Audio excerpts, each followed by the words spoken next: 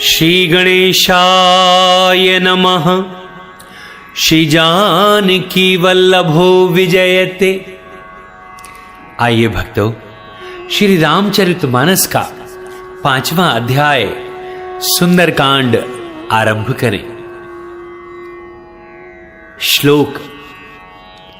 शांतं शाश्वतं प्रमेयमनघं निर्वाण शांति प्रदं ब्रह्मा शंभु फणीन्द्र सेव्य मनिषं वेदांत वेद्यं विभुं रामाख्यं जगदीश्वरं सुरगुरुं माया मनुष्यं हरिं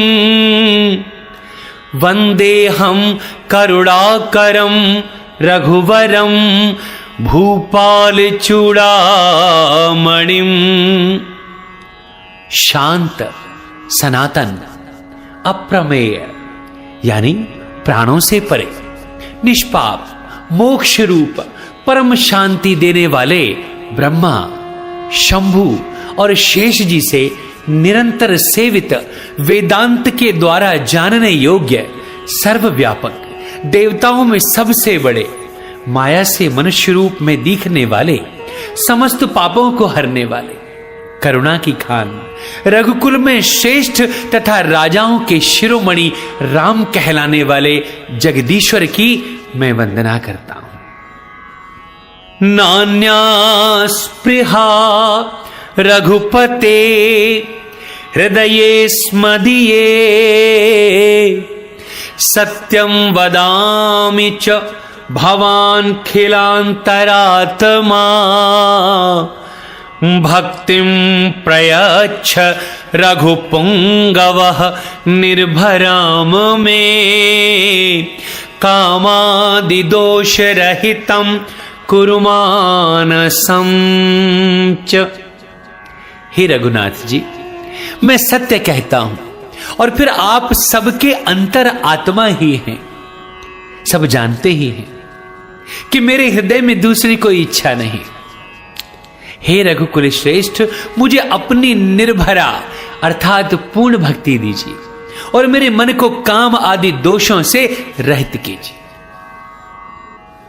अतुलित बलधामं हेम शैलाभदेहं दनुजवन कृशानुं ज्ञानिनामग्रगण्यं सकल गुण निधानं वानराणामधीशं रघुपति प्रिय भक्तं वात जातं नमामि। अतुल बल के धाम, सोने के पर्वत के समान कांति युक्त शरीर वाले, दैत्य रूपी वन को ध्वंस करने के लिए अग्नि रूप, ज्ञानियों में अग्रगण्य, संपूर्ण गुणों के निधान, वानरों के स्वामी श्री रघुनाथ जी के प्रिय भक्त पवन पुत्र श्री हनुमान जी को मैं प्रणाम करता हूं। जांबवान के सुंदर वचन हनुमान जी के हृदय को बहुत ही भाए। वे बोले, हे भाई, तुम लोग दुख सहकर, कंदमूल फल खाकर तब तक मेरी राह देखना जब तक मैं सीता जी को देखकर लौटना आऊं। काम अवश्य होगा क्योंकि मुझे बहुत ही हर्ष हो रहा है। ये कहकर और सबको मस्तक नवाकर तथा हृदय में श्री रघुनाथ जी को धारण करके हनुमान जी हर्षित होकर वहां से चल दिए। समुद्र के तीर पर एक सुंदर पर्वत था। हनुमान जी खेल से ही अनायास ही कूदकर उस पर जा चढ़े और बार बार श्री रघुवीर जी का स्मरण करके अत्यंत बलवान हनुमान जी उस पर बड़े वेग से उछले। जिस पर्वत पर हनुमान जी पैर रखकर चले वह तुरंत ही पाताल में धंस गया, जैसे श्री रघुनाथ जी का अमोघ बाण चलता है उसी तरह हनुमान जी भी चले। समुद्र ने उन्हें श्री रघुनाथ जी का दूत समझकर मैनाक पर्वत से कहा कि हे मैनाक, तू इनकी थकावट दूर करने वाला हो, अर्थात अपने ऊपर जरा इन्हें विश्राम दे दे। हनुमान जी ने उसे हाथ से छू दिया, फिर प्रणाम करके कहा, भाई श्री रामचंद्र जी का काम किए बिना मुझे कहां विश्राम है। देवताओं ने पवन पुत्र हनुमान जी को जाते हुए देखा तो उनके विशेष बल बुद्धि को जानने के लिए, उनकी परीक्षा लेने के लिए उन्होंने सुरसा नामक सर्पों की माता को भेजा। उसने आकर हनुमान जी से यह बात कही कि आज देवताओं ने मुझे भोजन दिया है। यह वचन सुनकर पवन कुमार हनुमान जी ने कहा, श्री राम जी का कार्य करके मैं लौट आऊं और सीता जी की खबर जरा प्रभु को सुना दूं, तब मैं आकर तुम्हारे मुंह में खुद ही घुस जाऊंगा, तब तुम मुझे खा लेना। हे माता, मैं सत्य कहता हूं, अभी मुझे जाने दो। जब किसी भी उपाय से उसने जाने नहीं दिया, तब हनुमान जी ने कहा, तो फिर मुझे खा ही लो।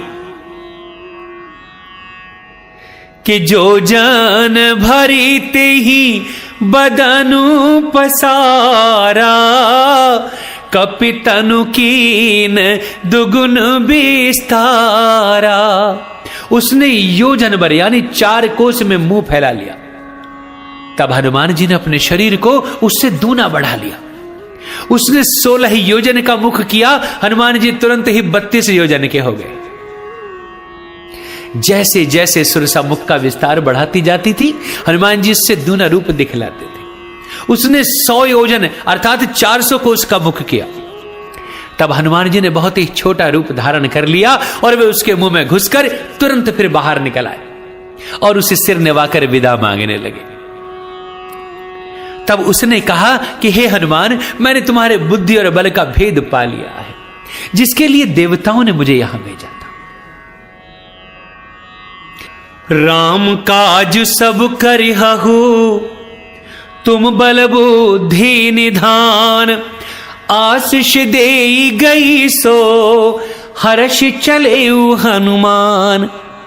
तुम रामचंद्र जी का सब कार्य करोगे क्योंकि तुम बल बुद्धि के भंडार हो, यह आशीर्वाद देकर वह चली गई। तब हनुमान जी अधिक हर्षित होकर वहां से चले। समुद्र में एक राक्षसी रहती थी। वह माया करके आकाश में उड़ते हुए पक्षियों को पकड़ लेती थी। आकाश में जो जीव जंतु उड़ा करते थे, वे जल में उनकी परछाई देखकर उस परछाई को पकड़ लेती थी, जिससे वे उड़ नहीं सकते थे और जल में गिर पड़ते थे। इस प्रकार वे सदा आकाश में उड़ने वाले जीवों को खाया करते थे। उसने वही छल हनुमान जी से भी किया। हनुमान जी ने तुरंत ही उसका कपट पहचान लिया। तब पवन पुत्र धीर बुद्धि वीर हनुमान जी उसको मारकर समुद्र के पार गए। वहां जाकर उन्होंने वन की शोभा देखी। मधु के लोभ से भंवरे गुंजार कर रहे थे। अनेकों प्रकार के वृक्ष फल फूल से शोभित हैं। पक्षी और पशुओं के समूह को देखकर तो वे मन में बहुत ही प्रसन्न हुए। सामने एक विशाल पर्वत देखकर हनुमान जी भय त्याग कर उस पर दौड़कर जा चढ़े। शिव जी कहते हैं, हे उमा, इसमें वानर हनुमान की कुछ बड़ाई नहीं है। यह प्रभु का प्रताप है जो काल को भी खा जाता है। पर्वत पर चढ़कर उन्होंने लंका देखी। बहुत ही बड़ा किला है, कुछ कहा नहीं जा सकता। वह अत्यंत ऊंचा है, उसके चारों ओर समुद्र है। सोने के परकोटे का परम प्रकाश हो रहा है। विचित्र मणियों से जड़ा हुआ सोने का परकोटा है। उसके अंदर बहुत से सुंदर सुंदर घर हैं। चौराहे, बाजार, सुंदर मार्ग और गलियां हैं। सुंदर नगर बहुत प्रकार से सजा हुआ है। हाथी, घोड़े, खच्चरों के समूह तथा पैदल और रथों के समूह को भला कौन गिन सकता है। अनेक रूपों के राक्षसों के दल हैं। उनकी अत्यंत बलवती सेना का वर्णन करते नहीं बनता। वन, बाग, उपवन, बगीचे, फुलवाड़ी, तालाब, कुएं और बावलियां सुशोभित हैं। मनुष्य, नाग, देवताओं और गंधर्वों की कन्याएं अपने सौंदर्य से मुनियों के मनों को भी मोह रही हैं। कहीं पर्वत के समान विशाल शरीर वाले बड़े ही बलवान पहलवान गरज रहे हैं। वे अनेकों अखाड़ों में बहुत प्रकार से भिड़ते और एक दूसरे को ललकारते हैं। भयंकर शरीर वाले करोड़ों योद्धा यत्न करके नगर की चारों दिशाओं में रखवाली कर रहे हैं। कहीं दुष्ट राक्षस भैंसों, मनुष्यों, गायों, गधों और बकरों को खा रहे हैं। तुलसीदास जी ने इनकी कथा इसलिए कुछ थोड़ी सी कही है कि ये निश्चय ही श्री रामचंद्र जी के बाण रूपी तीर्थ में शरीर को त्याग कर परम गति पाएंगे।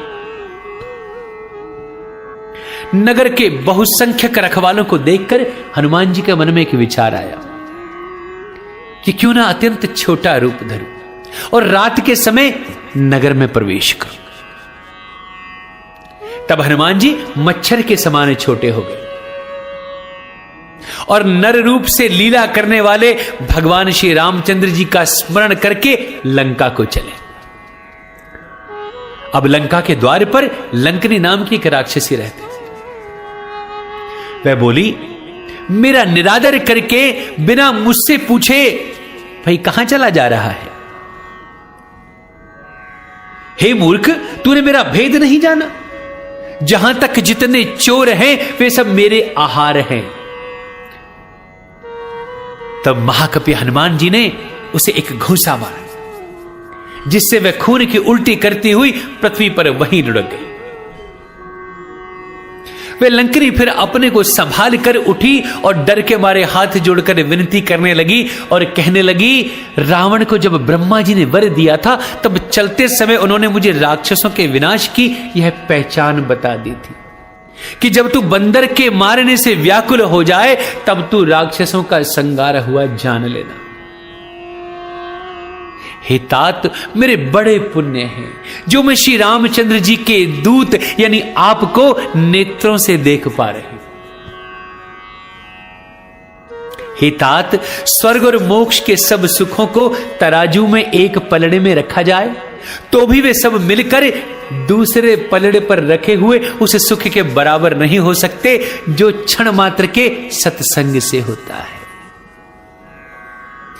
कि प्रवेशी नगर कीजे सब काजा, हृदय राखी कौशलपुर राजा। अयोध्यापुरी के राजा श्री रघुनाथ जी को हृदय में रखे हुए नगर में प्रवेश करके सब काम कीजिए प्रभु। उसके लिए विष अमृत हो जाता है, शत्रु मित्रता करने लगती है, समुद्र गाय के खुर के बराबर हो जाता है, अग्नि में शीतलता आ जाती है और हे गरुड़ जी, सुमेरु पर्वत उसके लिए रज के समान हो जाता है, जिसे श्री रामचंद्र जी ने एक बार कृपा करके बस देख लिया हो। तब हनुमान जी ने बहुत ही छोटा रूप धारण किया और भगवान का स्मरण करके नगर में प्रवेश किया। मंदिर मंदिर प्रति कर शोधा, देखे जहां तहां अगणित जोधा। उन्होंने एक एक महल की खोज की, जहां तहां असंख्य योद्धा देखे। फिर वे रावण के महल में गए। वह अत्यंत विचित्र था, जिसका वर्णन नहीं किया जा सकता। हनुमान जी ने उस रावण को शयन किए देखा, परंतु महल में जाने की जी कहीं पर भी दिखाई नहीं देती थी। फिर एक सुंदर महल दिखाई दिया, वहां उसमें भगवान का एक अलग मंदिर बना हुआ था कि रामायुध अंकित ग्रह, शोभा बरनी न जाई, नव तुलसी का वृंद तहां, देखी हर्ष कपिराई। वह महल श्री राम जी के आयुध अर्थात धनुष बाण के चिन्हों से अंकित था। उसकी शोभा वर्णन नहीं की जा सकती। वहां नवीन नवीन तुलसी के वृक्ष समूह को देखकर कपिराज श्री हनुमान जी हर्षित हो गए। लंका तो राक्षसों के समूह का निवास स्थान है, यहां सज्जन यानी साधु पुरुष का निवास भाई कैसे? हनुमान जी मन में इस प्रकार तर्क कर ले। उसी समय पर विभीषण जी जाग गए। उन्होंने राम नाम का स्मरण किया। हनुमान जी ने उन्हें सज्जन जाना और हृदय में बड़े ही हर्षित हुए। तब हनुमान जी ने विचार किया कि इनसे हट करके अपनी ओर से परिचय करूंगा, क्योंकि साधु से कार्य की हानि नहीं होती, प्रयुक्त लाभ ही होता है। ब्राह्मण का रूप धरकर हनुमान जी ने उन्हें वचन सुनाए, उनको पुकारा। सुनते ही विभीषण जी उठकर वहां आए, प्रणाम करके कुशल पूछी और कहा कि हे ब्राह्मण देव, अपनी कथा समझाकर कहिए, कौन है आप? क्या आप हरि भक्तों में से कोई हैं? क्योंकि आपको देखकर मेरे हृदय में अत्यंत हर्ष हो रहा है, प्रेम उमड़ रहा है। अथवा क्या आप दीनों से प्रेम करने वाले स्वयं मेरे श्री राम जी ही हैं, जो मुझे बड़भागी करने आए हैं? तब हनुमान जी ने श्री रामचंद्र जी की सारी कथा कहकर अपना नाम बताया। सुनते ही दोनों के शरीर पुलकित हो गए और श्री राम जी के गुण समूह का स्मरण करके दोनों के मन प्रेम और आनंद में मग्न हो रहे। तब विभीषण जी ने कहा, हे पवन पुत्र, हमारी रहनी सुनिए। मैं यहां वैसे ही रहता हूं जैसे दांतों के बीच में बेचारी जीव। हे तात, मुझे अनाथ जानकर सूर्यकुल के नाथ श्री रामचंद्र जी क्या कभी मुझ पर कृपा करेंगे? मेरा राक्षस शरीर होने से साधन तो कुछ बनता नहीं और न मन में श्री रामचंद्र जी के चरण कमलों में प्रेम ही है, परंतु हे हनुमान, अब मुझे विश्वास हो चला है कि श्री राम जी की मुझ पर अत्यंत कृपा है, क्योंकि हरि की कृपा के बिना संत नहीं मिल सकते। कि जो रघुबीर अनुग्रह की ना, तो तुम मोहि दरसु हटि दीना।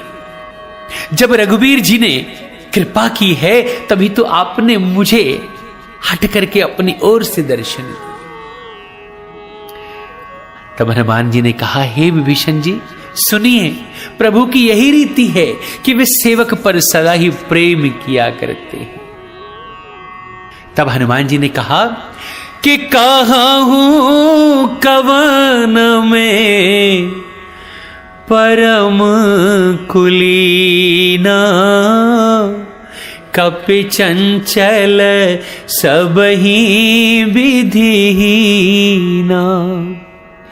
प्रातले जो नाम हमारा, तेहि दिन ताहि न मिले आहारा। भला कहिए, मैं ही कौन बड़ा कुलीन हूं? जाति का चंचल वानर हूं और सब प्रकार से नीच हूं। प्रातःकाल जो बंदरों का नाम ले ले तो उस दिन उसे भोजन भी नहीं मिलता। हे सखा सुनिए, मैं तो ऐसा आदम हूं, पर श्री रामचंद्र जी ने मुझ पर भी कृपा की है। भगवान के गुणों का स्मरण करके हनुमान जी के दोनों नेत्रों में प्रेमाश्रुओं का जल भराया। जो जानते हुए भी ऐसे स्वामी श्री रघुनाथ जी को भुलाकर विषयों के पीछे भटकते फिरते हैं, वे दुखी भला क्यों नहीं रहेंगे? इस प्रकार श्री राम जी के गुण समूह को कहते हुए उन्होंने अनिर्वचनीय अर्थात परम शांति प्राप्त की। फिर विभीषण ने श्री जानकी जी जहां जिस प्रकार लंका में रहती थी वे सारी कथा हनुमान जी से कही। तब हनुमान जी ने कहा, हे भाई सुनो, मैं जानकी माता को देखना चाहता हूं। तब विभीषण ने माता के दर्शन की सब युक्तियां कह सुनाई। तब हनुमान जी विदा लेकर वहां से चले गए। फिर वही पहले का मसक सरीखा अर्थात बहुत सूक्ष्म रूप धरकर वहां गए जहां अशोक वाटिका में मां सीता जी रहती थी। सीता जी को देखकर हनुमान जी ने उन्हें मन ही मन बहुत ही प्रणाम किए। उन्हें बैठे ही बैठे रात्रि के चारों पहर बीत गए। शरीर दुबला हो गया है, सिर पर जटाओं की एक वेणी अर्थात लट है। हृदय में श्री रघुनाथ जी के गुण समूहों का बस स्मरण करती रहती। श्री जानकी जी नेत्रों को अपने चरणों में लगाए हुए हैं और मन श्री राम जी के चरण कमलों में लीन है। जानकी जी को दीन दुखी देखकर पवन पुत्र हनुमान जी बहुत ही दुख मना रहे हैं। हनुमान जी वृक्ष के पत्तों में छिप रहे हैं और विचार कर रहे हैं कि हे भाई, मैं क्या करूं, इनका दुख कैसे दूर करूं। उसी समय बहुत सी स्त्रियों को साथ लिए सज धज कर रावण वहां आ गया।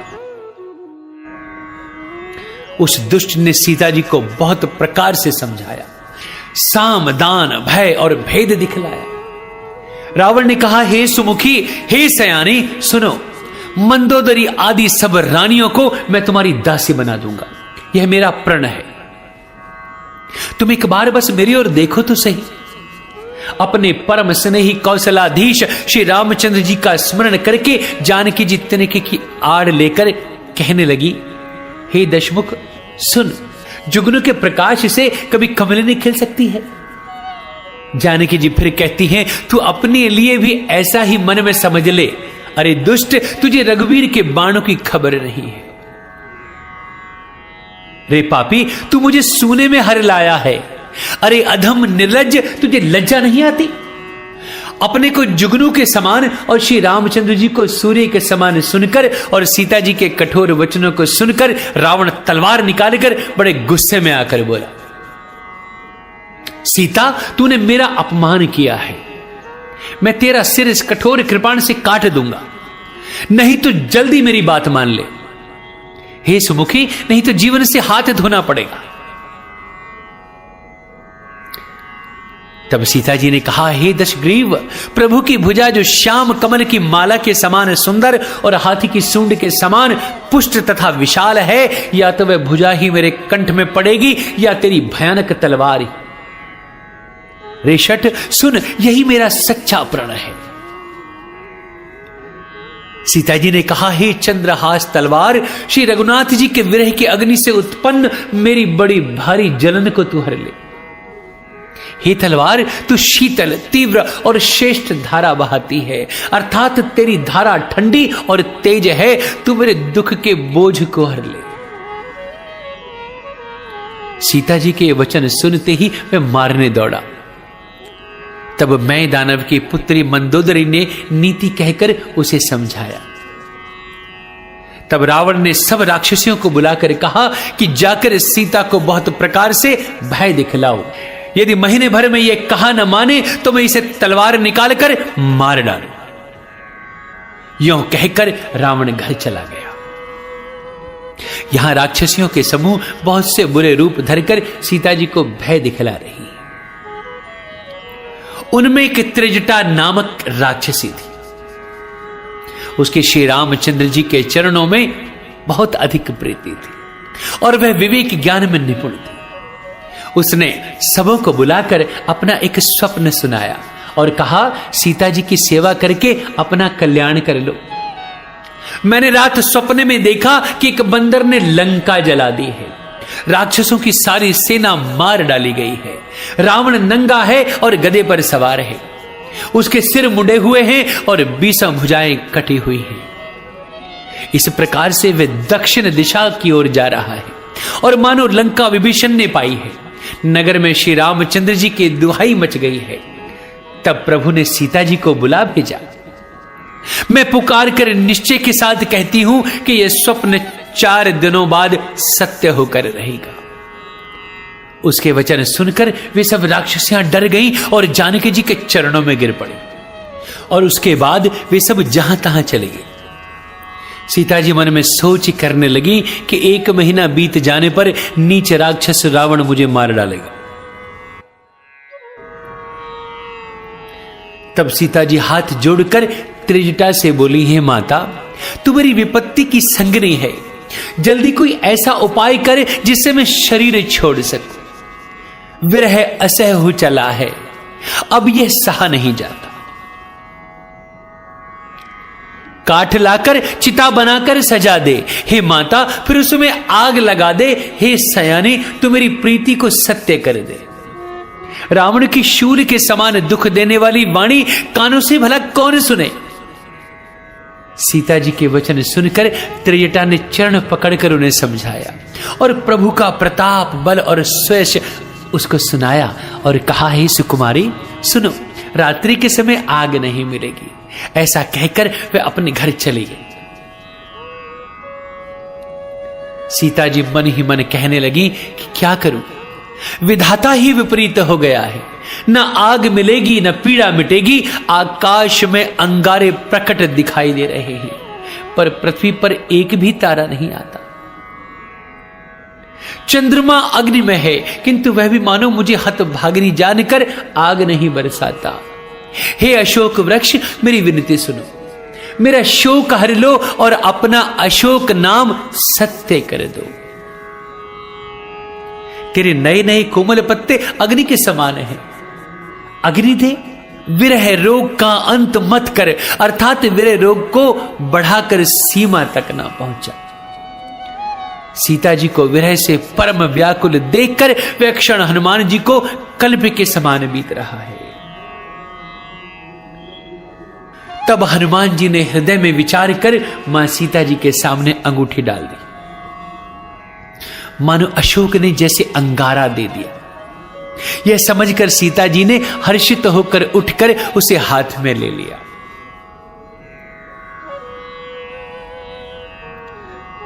तब उन्होंने राम नाम से अंकित अत्यंत सुंदर एवं मनोहर अंगूठी देखी। अंगूठी को पहचान कर सीता जी आश्चर्यचकित होकर उसे देखने लगी और हर्ष तथा विषाद से हृदय में अकुला उठी। वे सोचने लगी, श्री रघुनाथ जी तो सर्वथा अजेय हैं, उन्हें कौन जीत सकता है, और माया से ऐसी अंगूठी बनाई नहीं जा सकती। सीता जी मन में अनेक प्रकार से विचार कर रही थी। इसी से में हनुमान जी ने मधुर वचन कहे कि रामचंद्र गुण बरने लागा, सुनत ही सीता कर दुख भागा। लागी सुने श्रवण मान लाई, आदि होते सब कथा सुनाई। वे श्री रामचंद्र जी के गुणों का वर्णन करने लगे, जिनके सुनते ही सीता जी का दुख भाग गया। वे कान और मन लगाकर उन्हें सुनने लगे। हनुमान जी ने आदि से लेकर सारी कथा कह सुनाई। तब सीता जी बोली, जिसने कानों के लिए अमृत रूप यह सुंदर कथा कही है, हे भाई प्रकट क्यों नहीं होते। तब हनुमान जी पास चले आए। उन्हें देखकर सीता जी ने मुंह फेर लिया। तब हनुमान जी के मन में बड़ा आश्चर्य हुआ और हनुमान जी ने कहा, हे माता जानकी, मैं श्री राम जी का दूत हूं, करना निधान की सच्ची शपथ खाता हूं। हे माता, यह अंगूठी मैं ही लाया हूं। श्री राम जी ने मुझे आपके लिए यह सहदानी अर्थात निशानी के तौर पर दी। तब मां सीता ने पूछा, नर और वानर का संग कहो कैसे हुआ। तब हनुमान जी ने जैसे संग हुआ था वे सब कथा मां सीता को कह डाली कि कप के बचन सप्रेम सुनी, तब उपजा मन विश्वास, जाना मन क्रम बचन यह कृपा सिंधु करदास। हनुमान जी के प्रेम युक्त वचन सुनकर सीता जी के मन में विश्वास उत्पन्न हो गया। उन्होंने जान लिया कि यह मन वचन और कर्म से कृपा सागर श्री रघुनाथ जी का दास है। भगवान का सेवक जानकर अत्यंत गाढ़ी प्रीति हो गई। नेत्रों में प्रेमाश्रुओं का जल भराया और शरीर अत्यंत पुलकित हो गया। सीता जी ने कहा, हे तात हनुमान, विरह सागर में डूबती हुई मुझको तुम जहाज के समान हो। मैं बलिहारी जाती हूं। अब छोटे भाई लक्ष्मण सहित खर के शत्रु सुखधाम प्रभु का कुशल मंगल कहिए। श्री रघुनाथ जी तो कोमल हृदय और कृपालु हैं, फिर हे हनुमान, उन्होंने किस कारण यह निष्ठुरता धारण कर ली है। सेवक को सुख देना उनकी स्वाभाविक बान है। वे श्री रघुनाथ जी क्या कभी मेरी भी याद करते हैं। हे तात, क्या कभी उनके कोमल सांवले अंगों को देखकर मेरे नेत्र शीतल होंगे। मुंह से वचन नहीं निकलता, नेत्रों में विरह के आंसुओं का जल भरा है। बड़े दुख से वो बोली, हा नाथ, आपने मुझे बिल्कुल ही भुला दिया। सीता जी को विरह से परम व्याकुल देखकर हनुमान जी कोमल और विनीत वचन बोले, हे माता, सुंदर कृपा के धाम मेरे प्रभु भाई लक्ष्मण जी के सहित कुशल है, परंतु आपके दुख से अत्यधिक दुखी हैं। हे माता, मन में ग्लानि न मानिए, श्री रामचंद्र जी के हृदय में आपसे दूना प्रेम है। हे माता, अब धीरज धरकर श्री रघुनाथ जी का संदेश सुनिए। ऐसा कहकर हनुमान जी प्रेम से गदगद हो गए। उनके नेत्रों में प्रेमाश्रुओं का जल है। हनुमान जी ने कहा कि श्री रामचंद्र जी ने कहा है कि हे सीते, तुम्हारे वियोग में मेरे लिए सभी पदार्थ प्रतिकूल हो गए हैं। वृक्षों के नए नए कोमल पत्ते मानो अग्नि के समान है, रात्रि काल रात्रि के समान है और चंद्रमा सूर्य के समान है, और कमलों के वन भालों के वन के समान हो गए हैं। मेघ मानो खौलता हुआ तेल बरसाते हैं, जो हित करने वाले थे वही अब पीड़ा देने लगे हैं। शीतल मंद सुगंध वायु सांप के श्वास के समान जहरीली हो गई है। मन का दुख कह डालने से भी कुछ घट जाता है, पर कहूं किससे? ये दुख कोई जानता ही नहीं। हे प्रिय, मेरे और तेरे प्रेम का तत्व एक मेरा मन ही जानता है और कोई नहीं, और वह मन सदा ही तेरे पास रहता है। बस मेरे प्रेम का सार इतने में ही समझ लेना। प्रभु का संदेश सुनते ही जानकी जी प्रेम में मग्न हो गई और उन्हें अपने शरीर की सुध ही नहीं रही। तब हनुमान जी ने कहा, हे माते, हृदय में धैर्य धारण करो और सेवकों को सुख देने वाले श्री राम जी का स्मरण करो। श्री रघुनाथ जी की प्रभुता को हृदय में लाओ और मेरे वचन सुनकर कायरता छोड़ दो। राक्षसों के समूह पतंगों के समान और श्री रघुनाथ जी के बाण अग्नि के समान है। हे माता, हृदय में धैर्य धारण करो और राक्षसों को जला ही मानो, मरा ही मानो। श्री रामचंद्र जी ने यदि खबर पाई होती तो वे विलंब नहीं करते कि जो रघुबीर होती सुधि पाई, करते नहीं विलंब रघुराई। श्री रामचंद्र जी ने यदि खबर पाई होती तो विलंब नहीं करते माते। हे जानकी जी, राम बाण रूपी सूर्य के उदय होने पर राक्षसों की सेना रूपी अंधकार भला कहां रहेगा कहीं। हे माता, मैं आपको अभी यहां से लिवा के ले जा सकता हूं, पर श्री रामचंद्र जी की शपथ है, मुझे प्रभु की आज्ञा नहीं है। अतः हे माता, कुछ दिन और धीरज धरिए। श्री रामचंद्र जी वानरों सहित यहां जरूर आएंगे और राक्षसों को मारकर आपको ले जाएंगे। नारद आदि ऋषि मुनि तीनों लोकों में उनका यश गाएंगे। तब मां सीता ने कहा, हे पुत्र, सब वानर तुम्हारे ही समान नन्हे नन्हे से होंगे।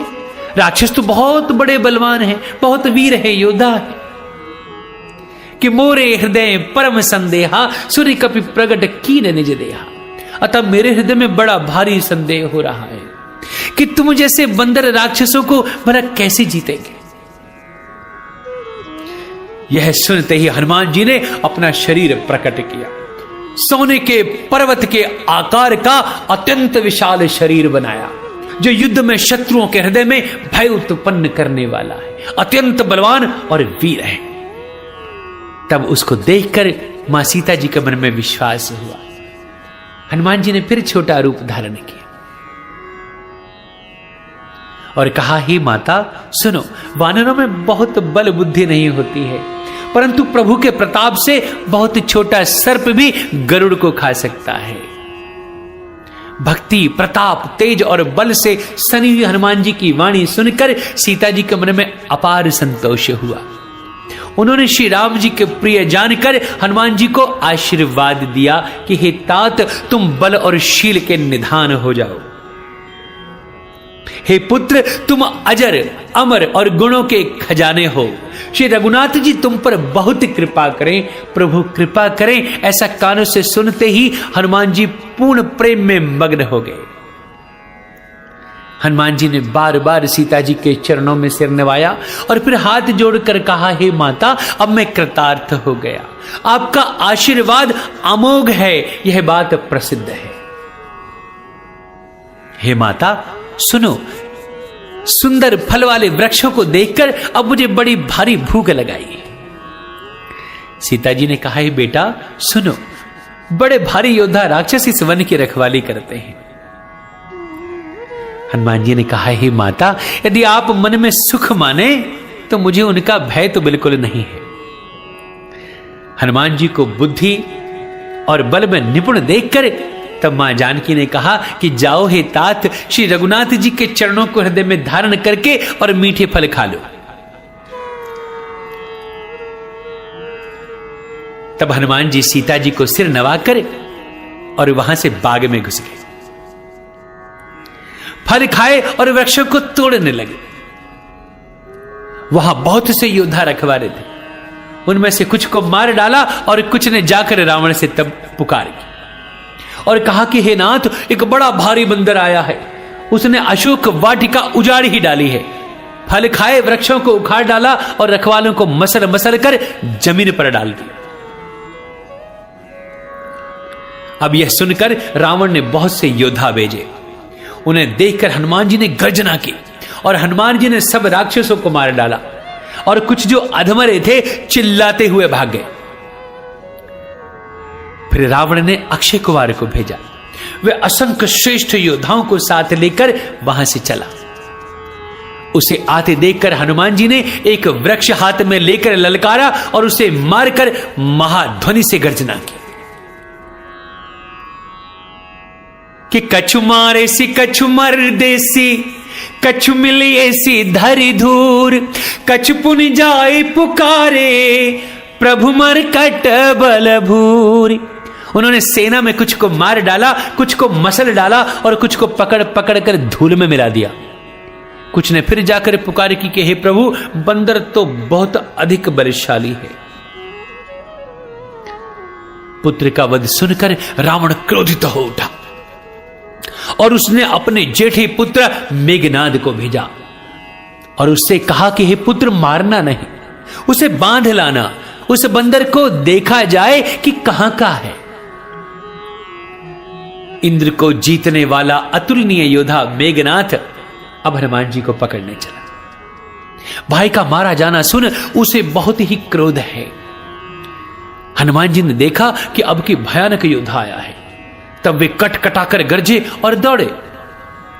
उन्होंने एक बहुत बड़ा वृक्ष उखाड़ लिया और उसके प्रहार से लंकेश्वर रावण के पुत्र मेघनाथ को बिना रथ का कर दिया, अर्थात रथ को तोड़कर उसे नीचे पटक दिया।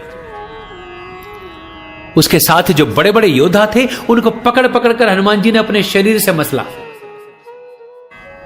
उन सबको मारकर फिर मेघनाथ से लड़ने लगे। लड़ते हुए वे ऐसे मालूम होते थे मानो दो गजराज भिड़ गए। हनुमान जी उसे घूंसा मारकर वृक्ष पर जा चढ़े।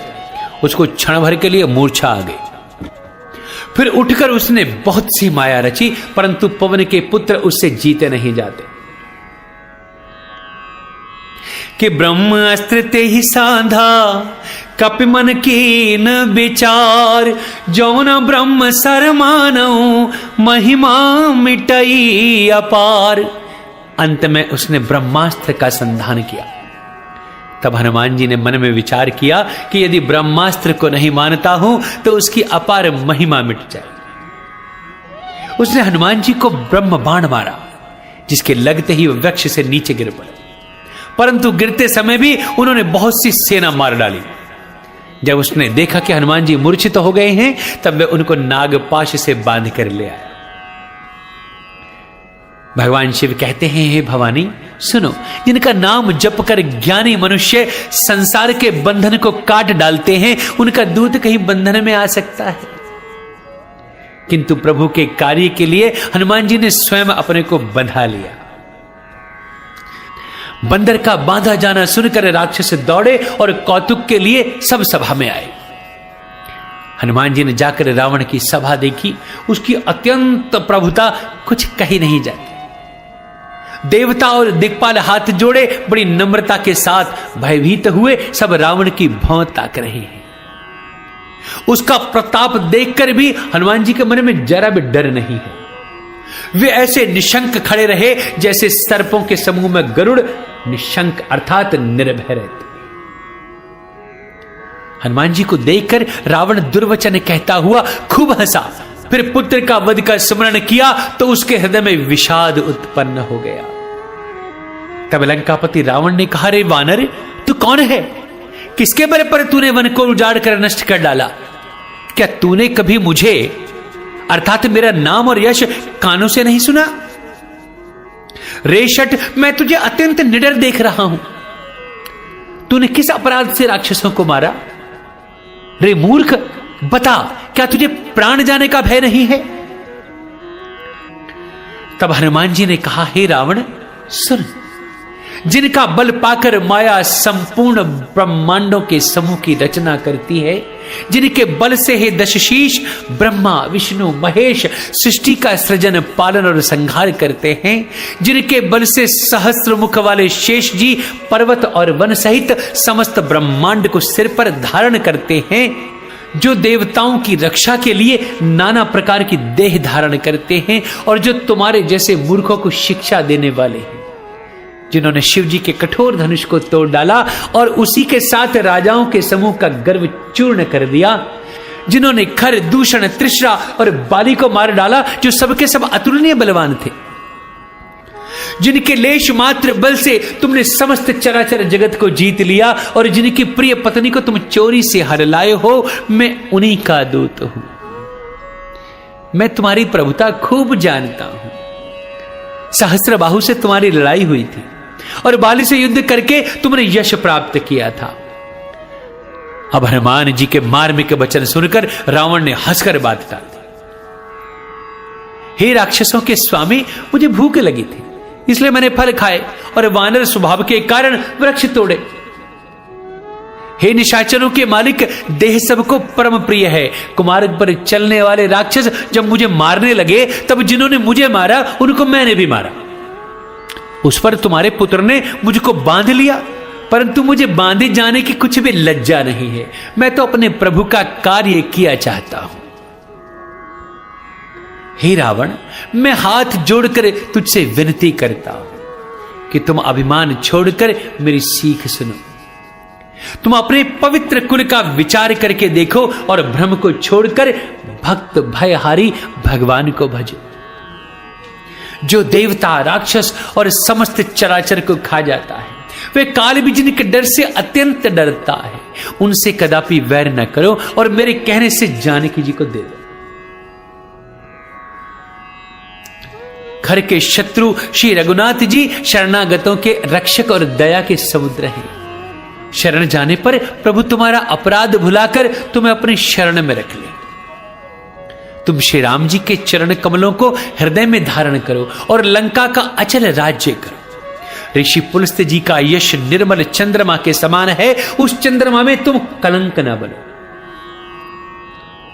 राम नाम के बिना वाणी शोभा नहीं पाती। मदमोह को छोड़ विचार करके देखो, हे देवताओं के शत्रु, सब गहनों से सजी हुई सुंदरी स्त्री भी कपड़ों के बिना शोभा नहीं पाती। और राम विमुख पुरुष की संपत्ति और प्रभुता रही हुई भी चली जाती है और उसका पाना न पाने के समान है। जिन नदियों के मूल में कोई जल स्तोत्र नहीं है, अर्थात जिन्हें केवल बरसात का ही आसरा है, वे वर्षा बीत जाने पर फिर तुरंत ही सूख जाती है। हे रावण, सुनो, मैं प्रतिज्ञा करके कहता हूं कि राम विमुख की रक्षा करने वाला कोई है ही नहीं। हजारों शंकर विष्णु और ब्रह्मा भी श्री राम जी के साथ द्रोह करने वाले तुमको नहीं बचा सकते। मोह ही जिसका मूल है, ऐसे बहुत पीड़ा देने वाले तमरूप अभिमान का त्याग कर दो। और रघुकुल के स्वामी कृपा के समुद्र भगवान श्री रामचंद्र जी का बस भजन करो। यद्यपि हनुमान जी ने भक्ति, ज्ञान, वैराग्य और नीति से सनी हुई बहुत ही हित की वाणी कही, तो भी वह महान अभिमानी रावण बहुत हंसकर व्यंग से बोला कि हमें यह बंदर बड़ा ज्ञानी गुरु मिला है। रे दुष्ट, तेरी मृत्यु निकट आई है। हे अधम, मुझे शिक्षा देने चला है। हनुमान जी ने कहा, इससे उल्टा ही होगा, अर्थात मृत्यु तेरी निकट आई है, मेरी नहीं। यह तेरा मति भ्रम, बुद्धि का फेर है, मैंने प्रत्यक्ष जान लिया है। हनुमान जी के वचन सुनकर वह बहुत ही कुपित हो गया और बोला, अरे इस मूर्ख का प्राण शीघ्र ही क्यों नहीं हरते। सुनते ही राक्षस उन्हें मारने दौड़े। उसी समय मंत्रियों के साथ विभीषण जी वहां आ पहुंचे। उन्होंने सिर नवाकर और बहुत विनय करके रावण से कहा कि दूत को मारना नहीं चाहिए, यह नीति के विरुद्ध है। हे गोसाई, कि दूसरा दंड दिया जाए। सबने कहा, भाई यह सलाह तो बड़ी उत्तम है। यह सुनते ही रावण हंसकर बोला, अच्छा तो बंदर को अंग भंग करके लौटा दिया जाए। मैं सबको समझाकर कहता हूं कि बंदर की ममता पूंछ पर होती है, अतः तेल में कपड़ा डुबोकर इसे इसकी पूंछ में बांधकर और फिर आग लगा दे। जब बिना पूंछ का यह बंदर वहां अपने स्वामी के पास जाएगा, तब यह मूर्ख अपने मालिक को साथ ले आएगा, जिनकी इसने बहुत बड़ाई की है। मैं जरा उनकी प्रभुता तो देखूं।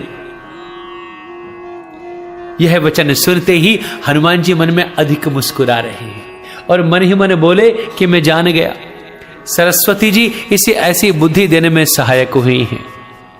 रावण के वचन सुनकर मूर्ख राक्षस वही तैयारी करने लगे, अर्थात पूंछ में आग लगाने की तैयारी कर रहे हैं।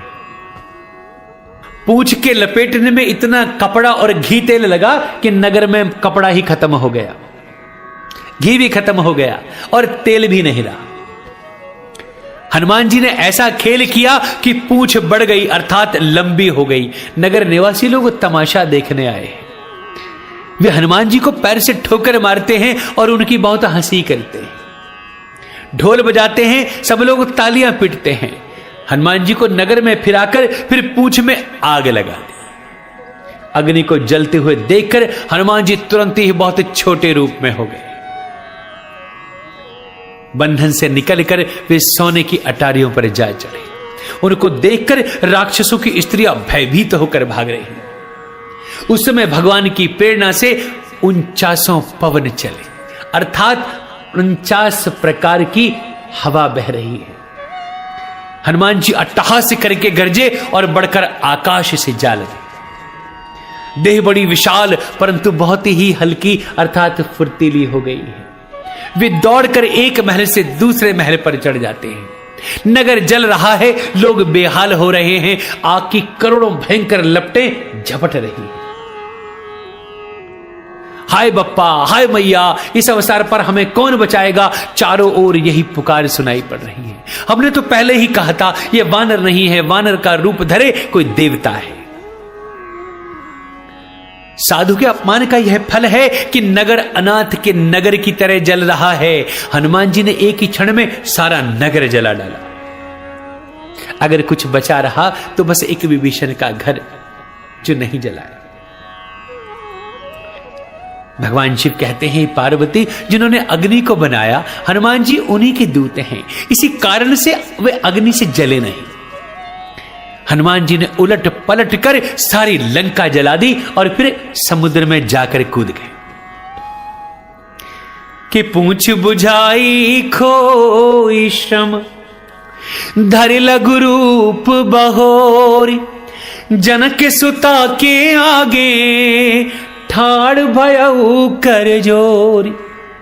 पूंछ बुझाकर थकावट दूर करके और फिर छोटा सा रूप धारण कर हनुमान जी श्री जानकी जी के सामने हाथ जोड़कर जा खड़े हुए और कहा कि हे माता, अब मुझे कोई निशानी दे दीजिए। जैसे श्री रघुनाथ जी ने मुझे दिया था, वैसे अब आप भी मुझे कुछ दे दीजिए।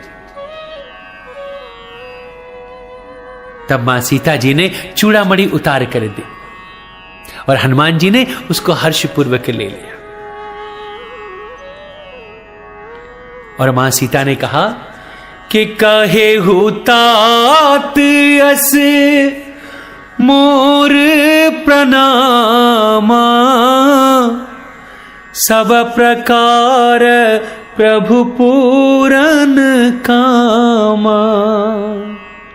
दीन दयाल विरिदु समभारी, हरहु नाथ मम संकट भारी। हे तात, मेरा प्रणाम निवेदन करना और इस प्रकार कहना कि हे प्रभु, यद्यपि आप सब प्रकार से पूर्ण काम हैं, तथापि दीनों दुखियों पर दया करना आपका विरध है और मैं दीन हूं। अतः उस विरध को याद करके हे नाथ मेरे भारी संकट को दूर कीजिएगा। हे तात, इंद्रपुत्र जयंत की कथा सुनाना और प्रभु को उनके बाण का प्रताप समझाना। यदि महीने भर में नाथ न आए तो ये कहना कि मुझे जीवित नहीं पाएंगे। हे हनुमान, कहो मैं किस प्रकार प्राण रखूं। हे तात, तुम भी अब जाने को कह रहे हो। तुमको देखकर छाती ठंडी हुई थी, फिर मुझे वही दिन और वही रात होगी। हनुमान जी ने जानकी जी को बहुत प्रकार से समझाकर धीरज दिया और उनके चरण कमलों में सिर नवाकर श्री राम जी के पास फिर गमन किया। चलते समय उन्होंने महाध्वनि से भारी गर्जन किया, जिसे सुनकर राक्षसों की स्त्रियों के गर्भ गिरने लगे। तब समुद्र लांघकर वे इस पार आए और उन्होंने वानरों को किलकिला शब्द अर्थात हर्ष ध्वनि सुनाया।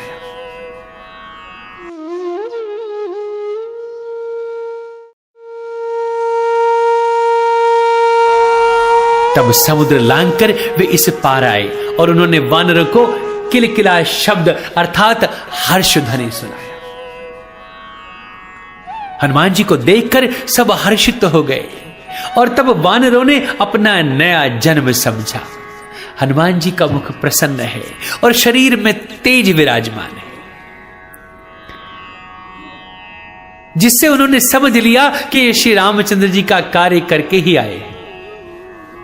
सब हनुमान जी से जाकर मिले और बहुत ही सुखी हुए, जैसे तड़पती हुई मछली को जल मिल गया हो। सब हर्षित होकर नए नए इतिहास वृतांत पूछ रहे हैं और पूछते पूछते श्री रघुनाथ जी के पास चले। तब सब लोग मधुवन के भीतर आए और अंगद की सम्मति से सबने मधुर फल खाए। जब रखवाले बरजने लगे तब घूसों की मार मारते ही सब रखवाले भाग छूटे। उन सब ने जाकर पुकारा कि युवराज अंगद वन उजाड़ रहे हैं। यह सुनकर सुग्रीव हर्षित हुए कि वानर प्रभु का कार्य करके ही आ रहे हैं। यदि सीता जी की खबर न पाई होती तो क्या वे मधुवन के फल खा सकते थे? इस प्रकार राजा सुग्रीव मन में विचार कर ही रहे थे कि समाज सहित वानर आ गए। सबने आकर सुग्रीव के चरणों में सिर नवाया। कपिराज सुग्रीव सभी से बड़े प्रेम के साथ मिले। उन्होंने कुशल पूछी, तब वानरों ने उत्तर दिया, आपके चरणों के दर्शन से सब कुशल है। श्री राम जी की कृपा से विशेष कार्य हुआ है। हे नाथ, हनुमान जी ने ही सब कार्य किया और सब वानरों के प्राण बचा लिए। यह सुनकर सुग्रीव जी हनुमान जी से मिले और सब वानरों समेत श्री रघुनाथ जी के पास को चले। श्री राम जी ने जब वानरों को कार्य किए हुए आते हुए देखा तो उनके मन में विशेष हर्ष हुआ। दोनों भाई स्फटिक शिला पर बैठे थे। सब वानर जाकर उनके चरणों में गिर पड़े। दया की राशि श्री रघुनाथ जी सबसे प्रेम सहित गले लगकर मिले और कुशल पूछी। तब वानरों ने कहा, हे नाथ, आपके चरण कमलों के दर्शन पाने से अब सब कुशल है। अब जामवान जी ने कहा, हे रघुनाथ जी सुनिए। हे नाथ, जिस पर आप दया करते हैं उसे सदा कल्याण और निरंतर कुशल है। देवता, मनुष्य और मुनि सभी उस पर प्रसन्न रहते हैं। वही विजयी है।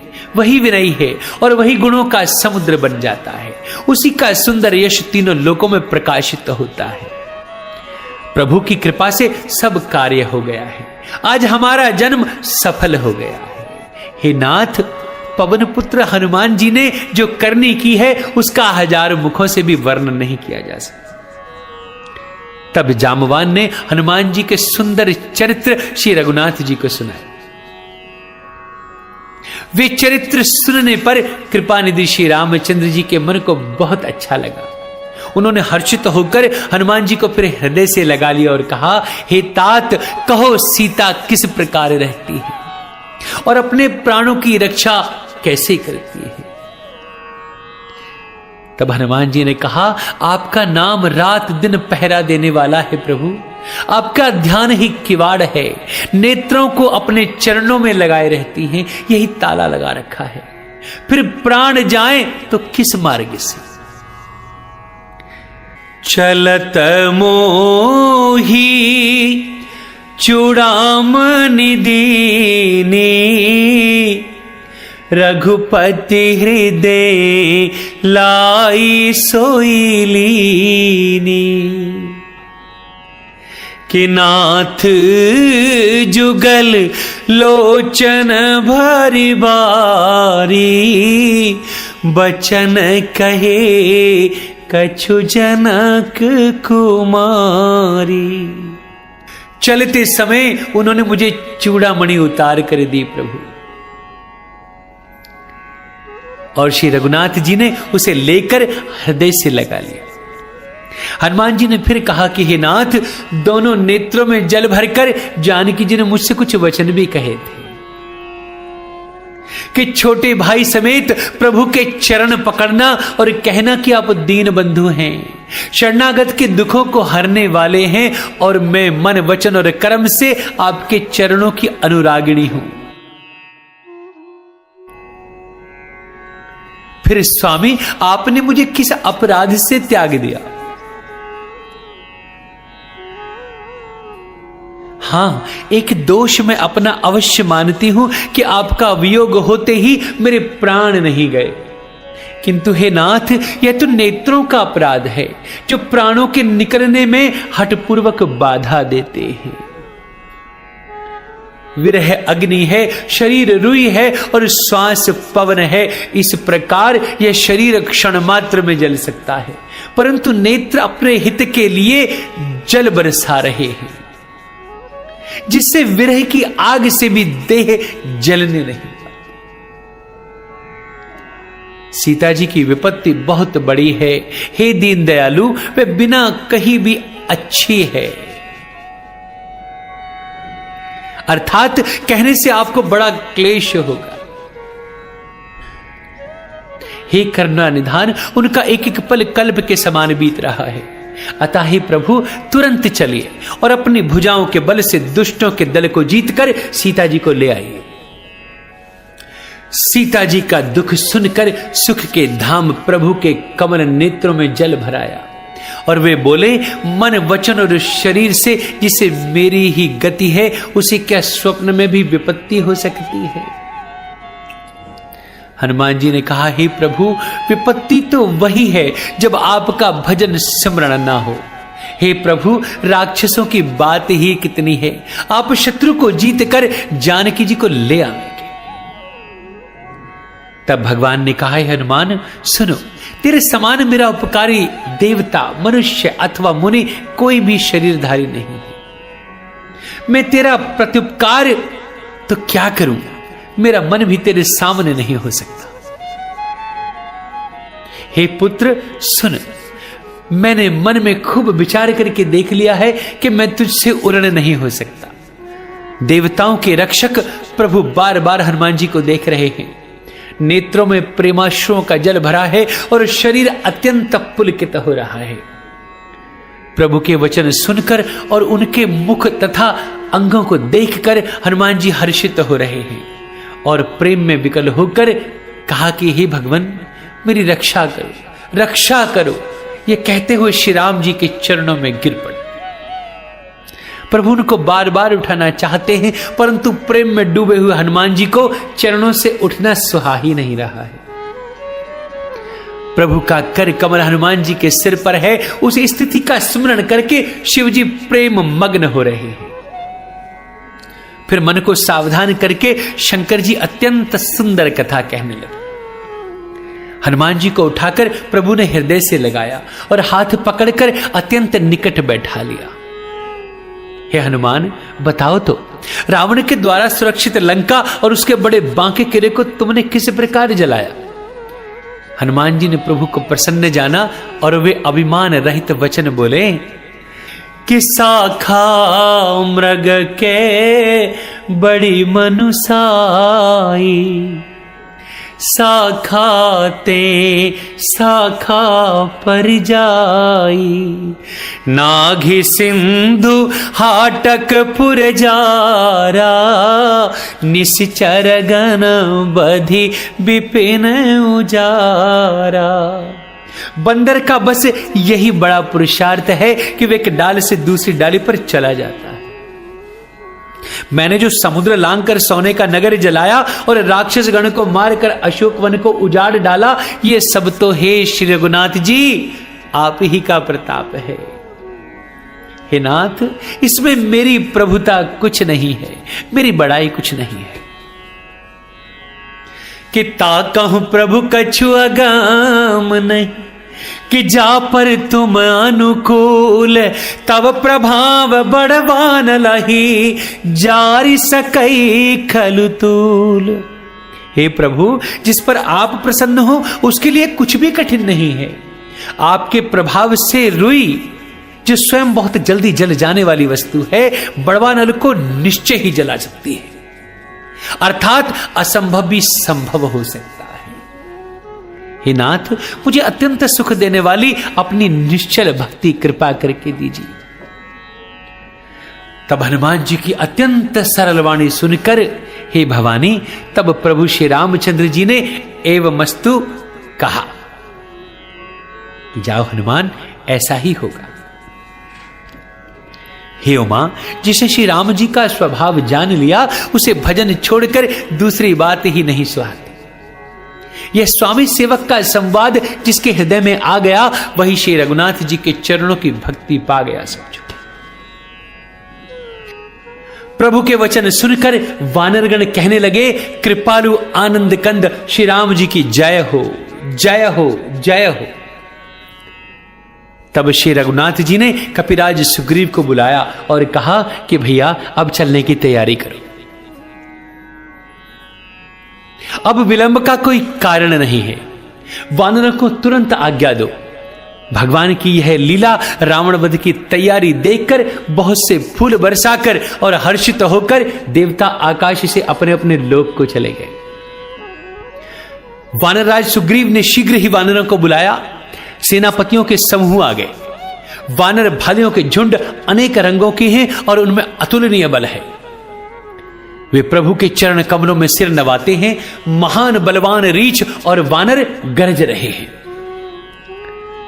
श्री राम जी ने वानरों की सारी सेना जब देखी, तब कमल नेत्रों से कृपा पूर्वक उनकी ओर दृष्टि डाली।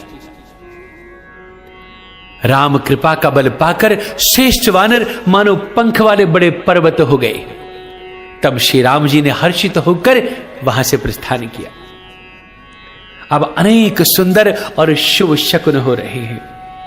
जिनकी कीर्ति सब मंगलों से पूर्ण है, उनके प्रस्थान के समय शकुन होना यह नीति है। प्रभु का प्रस्थान जानकी जी ने भी जान लिया। उनके बाएं अंग फड़क फड़क कर मानो कह देते थे कि श्री राम जी अब आ रहे हैं। जानकी जी को जो जो शकुन होते थे, वही वही रावण के लिए अपशकुन हो रहे।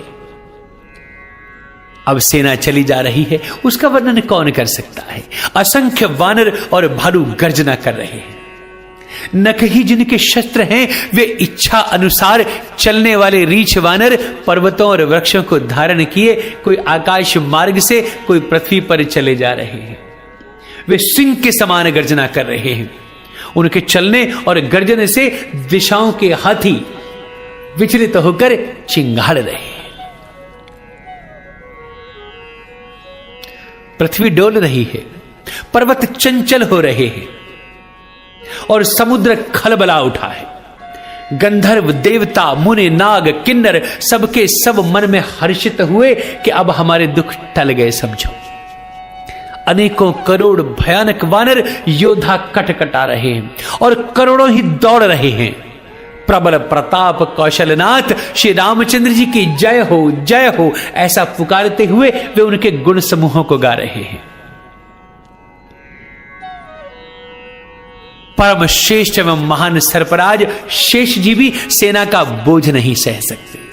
वे बार बार मोहित हो जाते हैं और पुनः पुनः कच्छप की कठोर पीठ को दांतों से पकड़ते हैं, अर्थात बार बार दांतों को गड़ाकर कच्छप की पीठ पर लकीर से खींचते हुए वे कैसे शोभा दे रहे हैं, मानो श्री रामचंद्र जी की सुंदर प्रस्थान यात्रा को परम सुहावनी जानकर उसकी अचल पवित्र कथा को सर्पराज शेष जी कच्छप की पीठ पर लिख रहे हो। इस प्रकार कृपा निधान श्री राम जी समुद्र तट पर जा उतरे। अनेकों रीछ वानर वीर जहां तहां फल खाने लगे। वहां लंका में जब से हनुमान जी लंका को जलाकर आ गए तब से राक्षस भयभीत रहने लगे। अपने अपने घरों में सब विचार करते हैं कि अब राक्षस कुल की रक्षा का कोई दूसरा उपाय नहीं है। जिसके दूत का बल वर्णन नहीं किया जा सकता, उसके स्वयं नगर आने पर भला कौन भलाई है। अब हम लोगों की बहुत बुरी दशा होगी। दूतियों से नगर निवासियों के वचन सुनकर मंदोदरी बहुत ही व्याकुल हो गई। वह एकांत में हाथ जोड़कर अपने पति रावण के चरणों लगी और नीति रस में पगी हुई वाणी बोली, हे प्रियतम, श्री हरि से विरोध छोड़ दीजिए। मेरे कहने को अत्यंत ही हितकर जानकर हृदय में धारण कीजिए। जिनके दूत की करने का विचार करते ही राक्षसों की स्त्रियों के गर्भ गिर जाते हैं, हे प्यारे स्वामी, यदि भला चाहते हो तो अपने मंत्री को बुलाकर उसके साथ उनकी स्त्री को भेज दीजिए। सीता आपकी कुल रूपी कमलों के वन को दुख देने वाली जाड़े की रात्रि के समान आई है। हे नाथ सुनिए, सीता जी को लौटाए बिना शंभु और ब्रह्मा के किए भी आपका भला नहीं हो सकता। श्री राम जी के बाण सर्पों के समूह के समान हैं और राक्षसों के समूह मेढक के समान। जब तक ये इन्हें ग्रस्त नहीं लेते तब तक हट छोड़कर उपाय कर लीजिए। परंतु मूर्ख और जगत प्रसिद्ध अभिमानी रावण कानों से उसकी वाणी सुनकर खूब हंसा और बोला, स्त्रियों का स्वभाव सचमुच ही बहुत डरपोक होता है। मंगल में भी भय करती हो, तुम्हारा मन बहुत ही कच्चा है। यदि वानरों की सेना आएगी तो बेचारे राक्षस उसे खाकर अपना जीवन निर्वाह करेंगे। लोकपाल भी जिसके डर से कांपते हैं उसकी स्त्री डरती हो, यह बड़ी हंसी की बात है। रावण ने ऐसा कहकर हंसकर उसे हृदय से लगा लिया और ममता बढ़ाकर वह सभा में चला गया। मंदोदरी हृदय में चिंता करने लगी कि पति पर विधाता अब प्रतिकूल हो रहे हैं। जो ही वह सभा में जाकर बैठा, उसने ऐसी खबर पाई कि शत्रु की सारी सेना समुद्र के उस पार आ गई है। उसने मंत्रियों से पूछा कि उचित सलाह कहिए, अब क्या करना चाहिए। तब वे सब के सब हंसे और बोले कि चुप किए रहिए, इसमें सलाह की भला कौन सी बात। आपने देवताओं और राक्षसों को जीत लिया है, तब तो कुछ श्रम ही नहीं हुआ था, फिर मनुष्य और वानर भला किस गिनती में आते हैं। मंत्री, वैद्य और गुरु, ये तीन यदि अप्रसन्नता के भय या लाभ की आशा से हित की बात न कहकर प्रिय बोलते हैं तो राज्य, शरीर और धर्म, इन तीन का शीघ्र ही नाश समझ लीजिए। रावण के लिए भी वही सहायता आ बनी है। मंत्री उसे सुना सुनाकर स्तुति कर रहे हैं। इसी अवसर पर विभीषण जी वहां आए। उन्होंने बड़े भाई के चरणों में सिर नवाया। सिर नवाकर अपने आसन पर बैठ गए और आज्ञा पाकर उन्होंने कहा, ही कृपालु, जब आपने मुझसे राय पूछी है तो हे तात, मैं अपनी बुद्धि के अनुसार आपके हित की बात कहता हूं।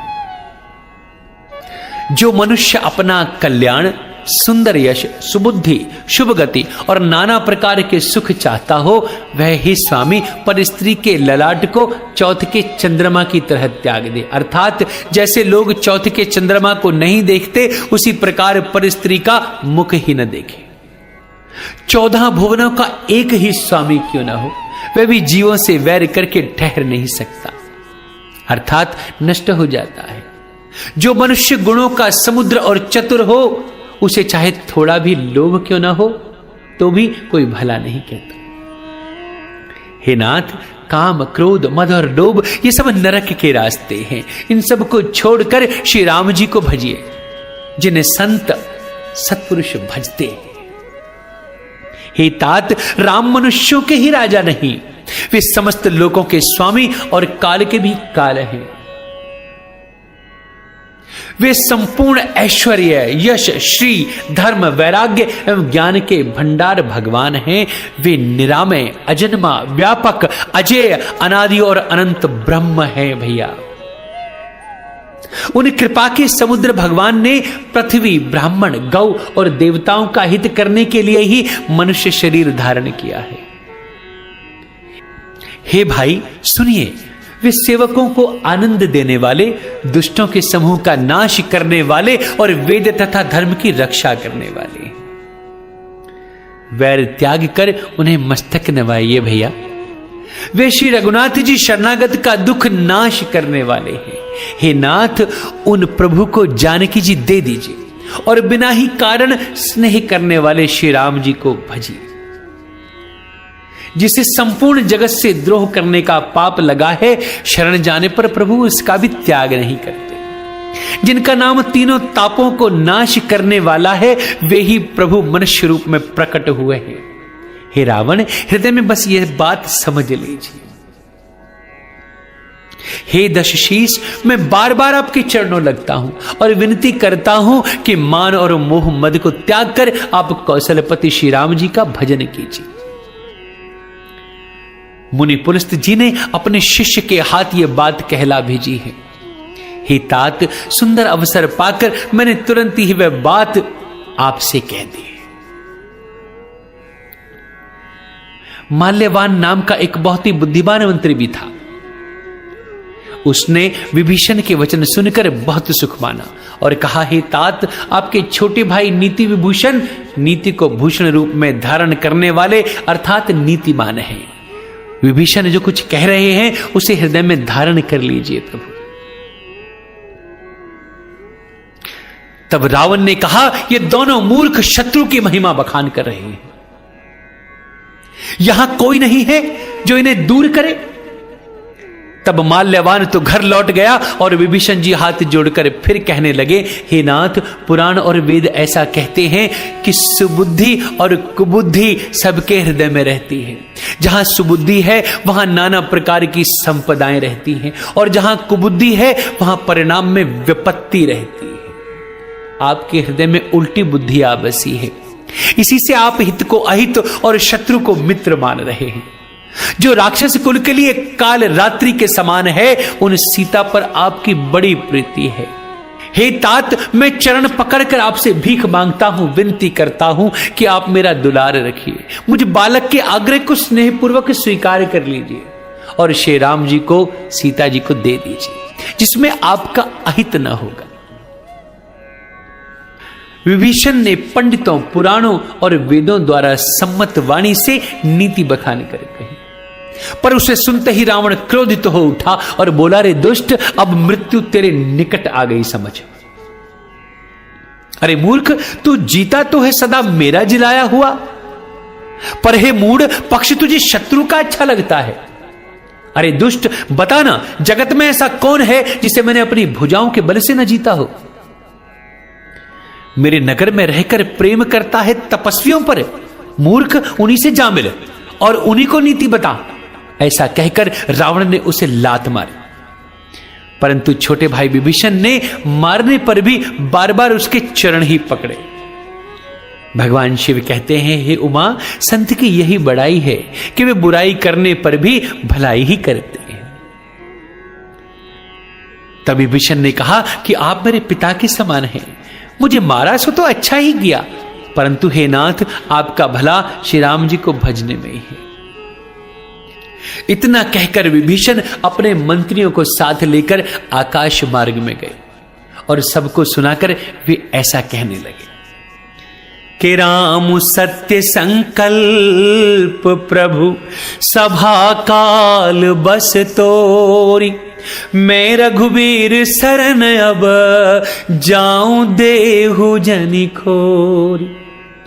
श्री राम जी सत्य संकल्प एवं सर्व समर्थ प्रभु है।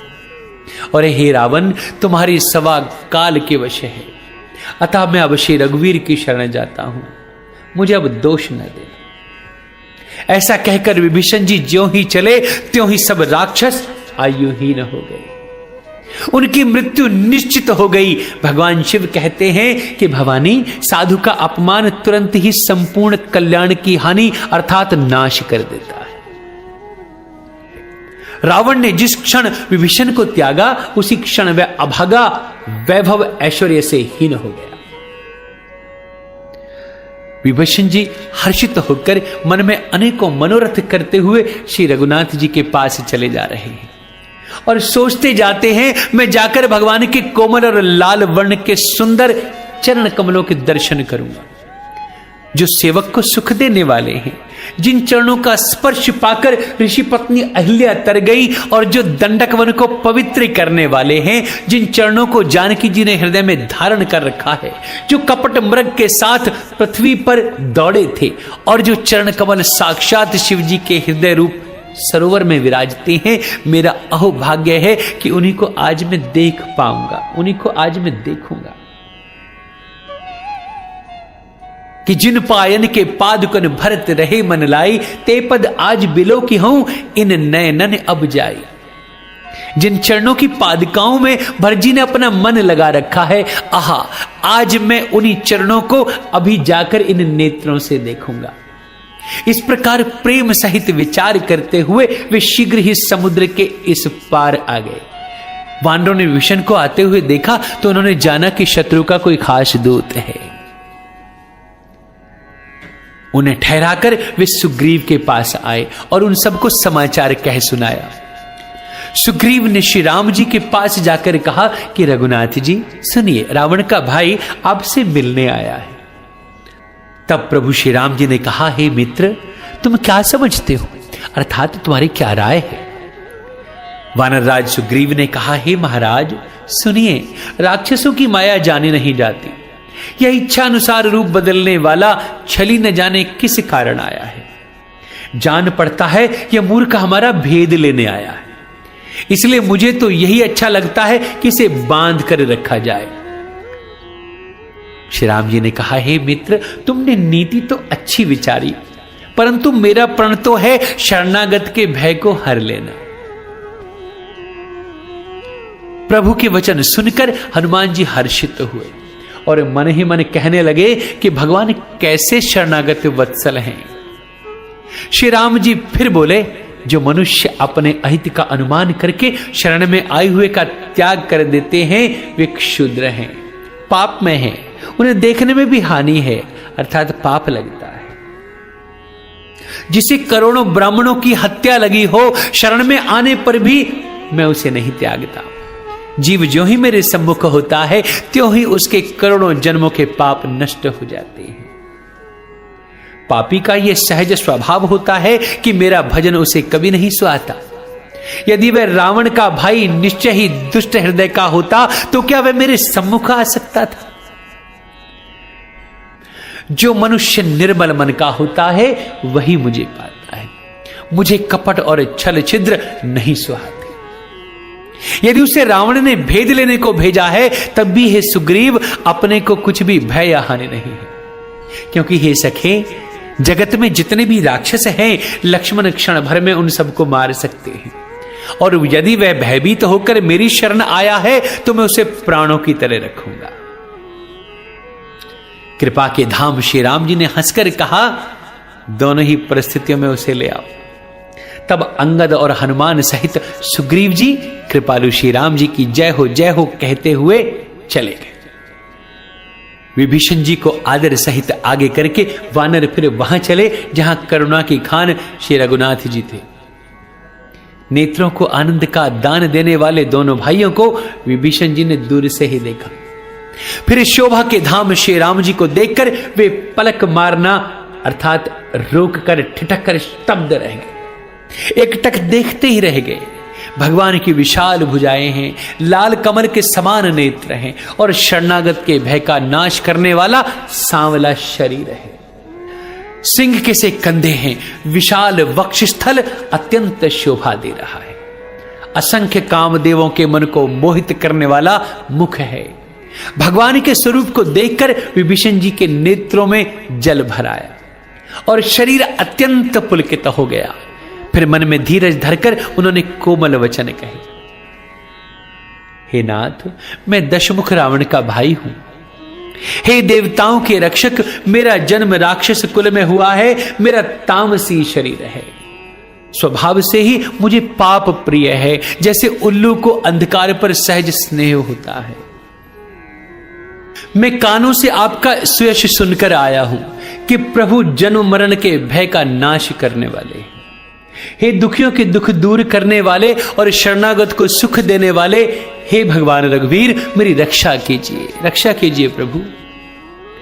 प्रभु ने उन्हें ऐसा कहकर दंडवत करते देखा तो वे अत्यंत हर्षित होकर तुरंत उठे। विभीषण जी के दीन वचन सुनने पर प्रभु के मन को बहुत ही अच्छा लगा। उन्होंने अपनी विशाल भुजाओं से पकड़कर उनको हृदय से लगा लिया। छोटे भाई लक्ष्मण जी सहित गले मिलकर उनको अपने पास बैठाकर श्री राम जी भक्ति के भय को हरने वाले वचन बोले, हे लंकेश, परिवार सहित अपनी कुशल कहिए। तुम्हारा निवास बुरी जगह पर है, दिन रात दुष्टों की मंडली में बसते हो। ऐसी दशा में हे सखे, तुम्हारा धर्म किस प्रकार निभता है? मैं तुम्हारी सब रीति जानता हूं, तुम अत्यंत नीति निपुण हो, तुम्हें अनीति नहीं सुहाती। अतः तात, नरक में रहना वरन अच्छा है, परंतु विधाता दुष्ट का संग न दे। विभीषण जी ने कहा, हे रघुनाथ जी, अब आपके चरणों का दर्शन कर कुशल से हूं, जो आपने अपना सेवक जानकर मुझ पर दया की है। तब तक जीव की कुशल नहीं और न स्वप्न में भी उसके मन को शांति है, जब तक वह शोक के घर का काम अर्थात विषय कामना को छोड़कर श्री राम जी को नहीं भजता। लोभ, मोह, मत्सर, मद और मान आदि अनेकों दुष्ट तभी तक हृदय में बसते हैं जब तक कि धनुष बाण और कमर में तरकश धारण किए हुए श्री रघुनाथ जी हृदय में नहीं बसते हैं। ममता पूर्ण अंधेरी रात है, जो राग द्वेष रूपी उल्लुओं को सुख देने वाली है। वे ममता रूपी रात्रि तभी तक जीव के मन में बसती है जब तक प्रभु आपका प्रताप रूपी सूर्य उदय नहीं होता। हे श्री राम जी, आपके चरणार विंद के दर्शन करके अब मैं कुशल से हूं, मेरे भारी भय मिट गए हैं। हे कृपालु, आप जिस पर अनुकूल होते हैं उसे तीनों प्रकार के भवशूल कभी नहीं व्यापते। मैं अत्यंत नीच स्वभाव का राक्षस हूं, मैंने कभी शुभ आचरण नहीं किया प्रभु। जिनका रूप मुनियों के भी ध्यान में नहीं आता, उन प्रभु ने स्वयं हर्षित होकर मुझे हृदय से लगा लिया। हे कृपा और सुख के पुंज श्री राम जी, मेरा अत्यंत असीम सौभाग्य है जो मैंने ब्रह्मा और शिव जी के द्वारा सेवित युगल चरणों को अपने नेत्रों से देख लिया है। तब श्री राम जी ने कहा, हे सखा सुनो, मैं तुम्हें अपना स्वभाव कहता हूं, जिसे काक भुषुंडी भगवान शिव और मां पार्वती भी जानती हैं। कोई मनुष्य संपूर्ण जड़ चेतन जगत का द्रोही भी हो, यदि वह भी भयभीत होकर मेरी शरण तक कर आ जाए और मद मोह तथा नाना प्रकार के छल कपट त्याग दे, तो मैं उसे बहुत शीघ्र साधु के समान कर देता हूं।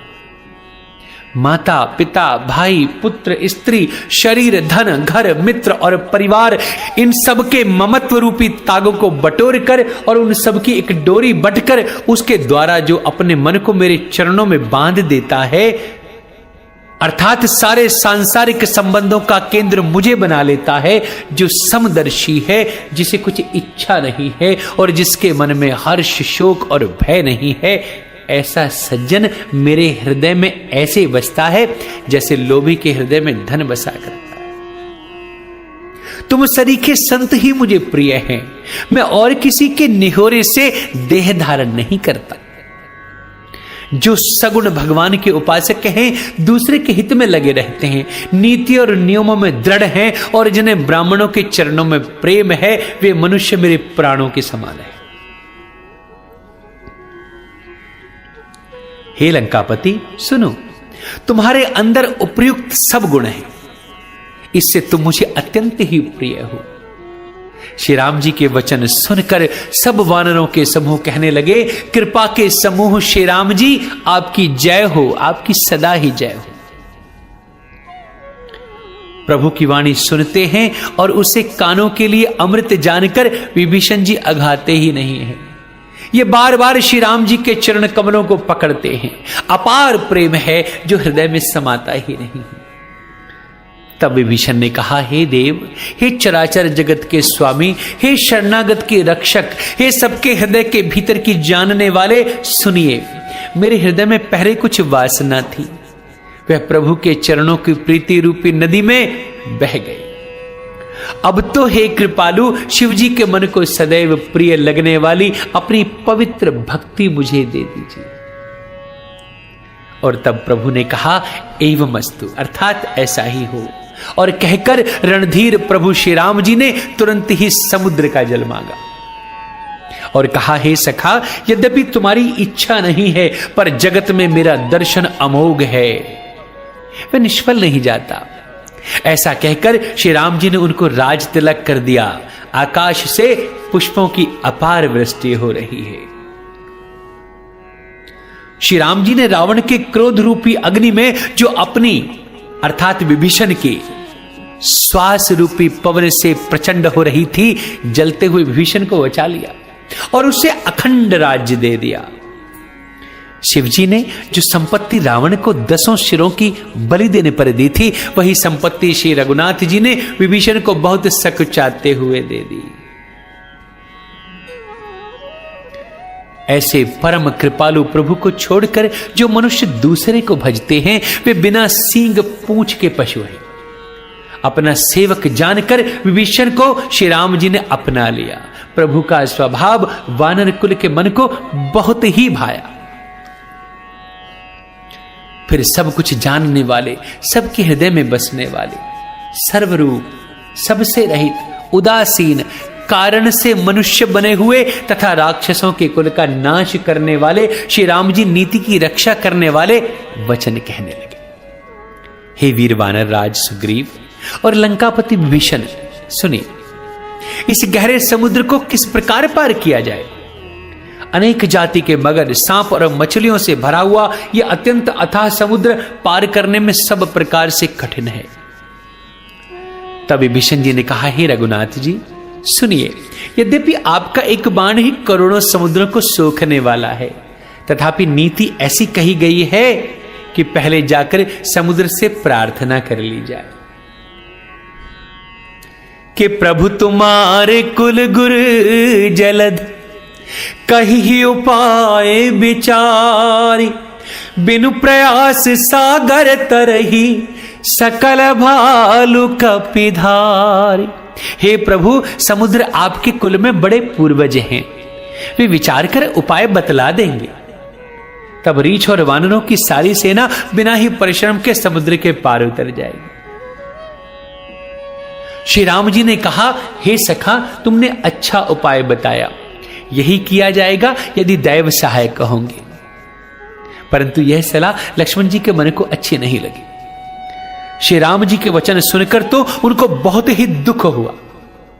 लक्ष्मण जी ने कहा, हे नाथ, दैव का कौन भरोसा, मन में क्रोध कीजिए और समुद्र को सुखा डालिए।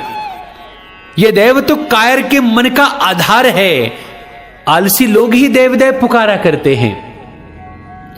यह सुनकर श्री रघुवीर जी हंसकर बोले, ऐसा ही करें, मन में धीरज रखो। ऐसा कहकर छोटे भाई को समझाकर प्रभु श्री रघुनाथ जी समुद्र के समीप गए। उन्होंने पहले सिर नवाकर प्रणाम किया, फिर किनारे पर कुश बिछाकर बैठ गए। इधर ज्यों ही विभीषण जी प्रभु के पास आए थे, त्यों ही रावण ने उनके पीछे कुछ दूत भेजे थे। कपट से वानर का शरीर धारण कर उन्होंने सब लीलाएं देखी थी। वे अपने हृदय में प्रभु के गुणों की और शरणागत पर उनके स्नेह की सराहना कर रहे थे। फिर वे प्रकट रूप में भी अत्यंत प्रेम के साथ श्री राम जी के स्वभाव की बड़ाई करने लगे। उन्हें दुराब भूल गया। तब वानरों ने जाना कि ये शत्रु के दूत हैं और वे उन सबको बांधकर सुग्रीव के पास ले आए। तब सुग्रीव ने कहा, सब वानरों सुनो, राक्षसों के अंग भंग करके भेज दो। सुग्रीव के वचन सुनकर वानर उनको मारने को दौड़े। दूतों को बांधकर उन्होंने सेना के चारों ओर घुमाया। वानर उन्हें बहुत तरह से मारने लगे। वे दीन होकर पुकारते थे, फिर भी वानरों ने उन्हें नहीं छोड़ा। तब दूतों ने पुकार कर कहा कि जो हमारे नाक कान काटेगा उसे कौशलाधीश श्री राम जी की शपथ है। यह सुनकर लक्ष्मण जी ने सबको निकट बुलाया। उन्हें बड़ी दया लगी। इससे हंसकर उन्होंने राक्षसों को तुरंत ही छुड़ा दिया और उनसे कहा, रावण के हाथ में यह चिट्ठी देना और कहना कि हे कुल घातक, लक्ष्मण के शब्दों को बांचो। फिर उस मूर्ख से जमानी मेरा उदार संदेश कहना कि सीता जी को देकर श्री राम जी से आ मिलो, नहीं तो तुम्हारा काल आ गया समझो। लक्ष्मण जी के चरणों में मस्तक नवाकर श्री राम जी के गुणों की कथा वर्णन करते हुए दूत तुरंत ही चल दिए। श्री राम जी का यश कहते हुए वे लंका में आए और उन्होंने रावण के चरणों में सिर नवाया। दशमुख रावण ने हंसकर बात पूछी, अरे शुक, अपने कुशल क्यों नहीं कहता? फिर उस विभीषण का समाचार सुना, मृत्यु जिसके अत्यंत निकट आ गई। मूर्ख ने राज्य करते हुए लंका को त्याग दिया। अभागा अब घुन बनेगा। जौ के साथ जैसे घुन भी पिस जाता है, वैसे ही नर वानरों के साथ वह भी जरूर मारा जाएगा।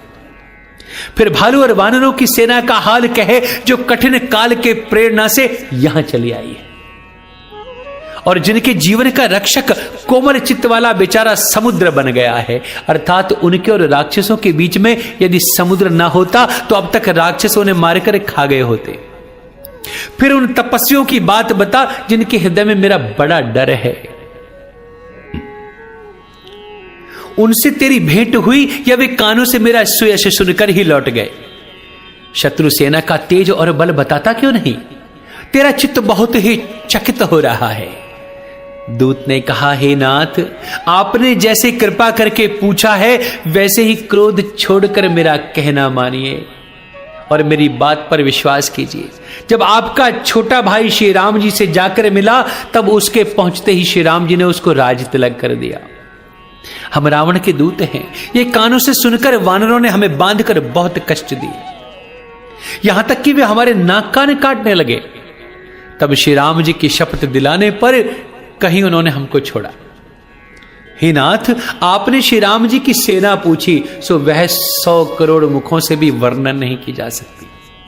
अनेकों रंग के भालू और वानरों की सेना है, जो भयंकर मुख वाले, विशाल शरीर वाले और बड़े भयानक हैं। जिसने नगर को जलाया और आपके पुत्र अक्षय कुमार को मारा, उसका बल तो सब वानरों में बहुत थोड़ा है। असंख्य नामों वाले बड़े ही कठोर और भयंकर योद्धा हैं।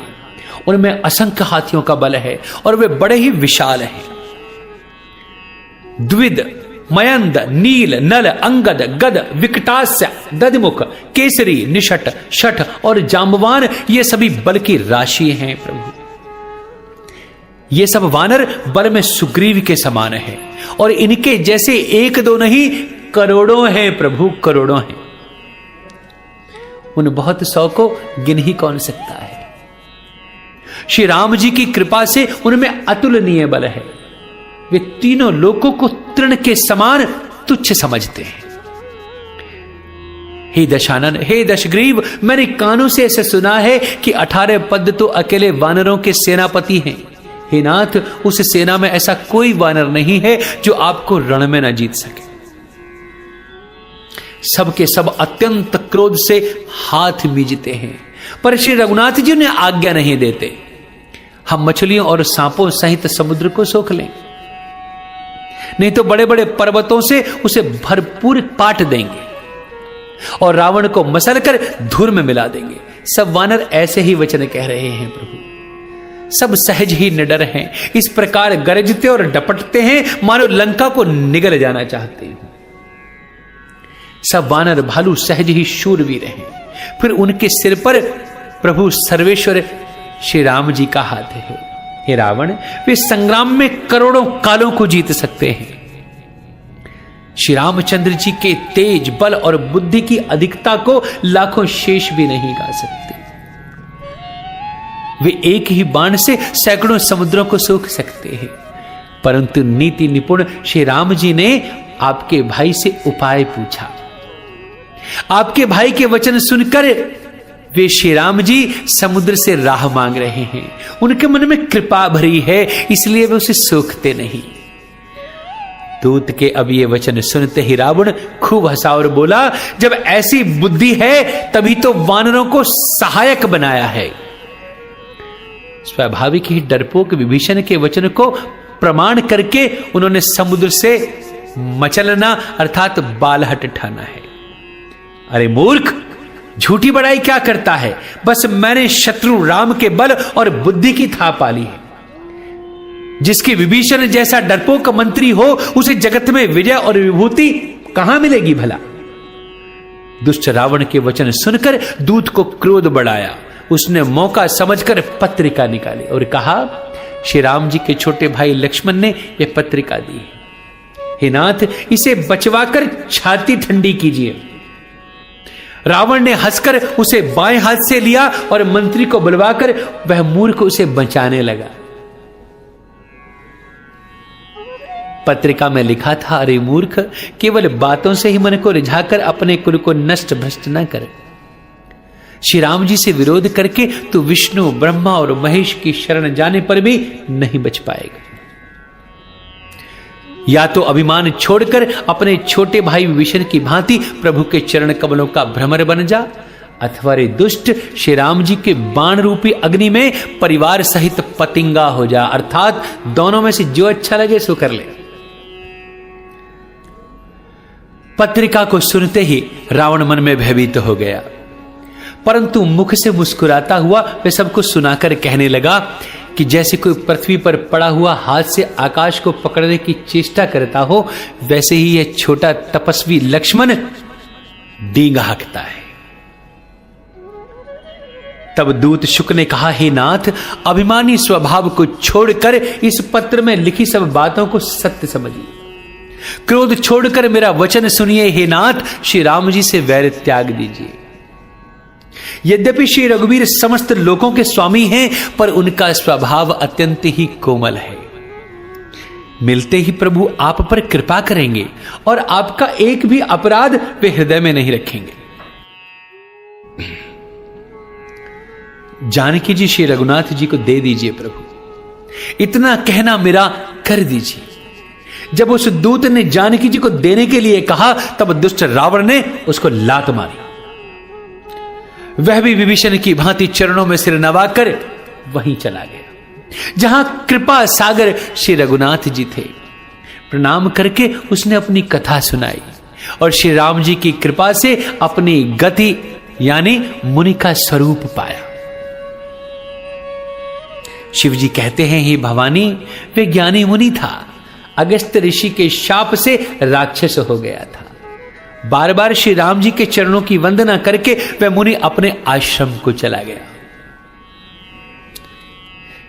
और इधर कि विनय न मानत जलधि जड़, और गए 3 दिन बीती, बोले राम सकोप तब कि भया बिनु होई न प्रीति। इधर 3 दिन बीत गए, किंतु जड़ समुद्र विनय नहीं मानता।